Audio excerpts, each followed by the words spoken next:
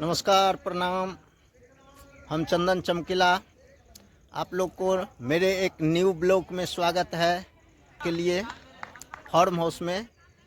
चलिए आप लोग को दिखाते हैं मेरा शूटिंग। देखिए चालू हो चुका है शूट। चलिए आप लोग को दिखाते हैं शूटिंग कैसे होता है भोजपुरी सॉन्ग का। देखिए फार्म हाउस का नज़ारा कितना मस्त है ये फार्म हाउस। देखिए देखिए, चलिए दिखाते हैं आप लोग को शूटिंग भोजपुरी सॉन्ग का। जो है शूट ब्रेक हुआ है, फुल मस्ती कर रहे हैं हम लोग। देखिए कैसे मस्ती चल रहा है। मॉडल लोग को देखिए, देखिए ग्रुप सब जो है पूरा मस्ती कर रही है, पूरा फुल मस्ती। देखिए ये देखिए सभी लोग मस्ती कर रहे हैं।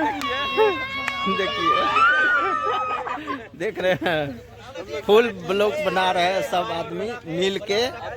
ठीक है, देखिए अब जो है शूट चालू होने वाला है। देखिए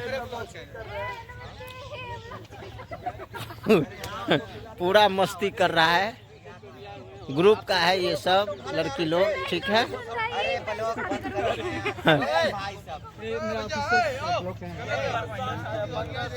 देखिए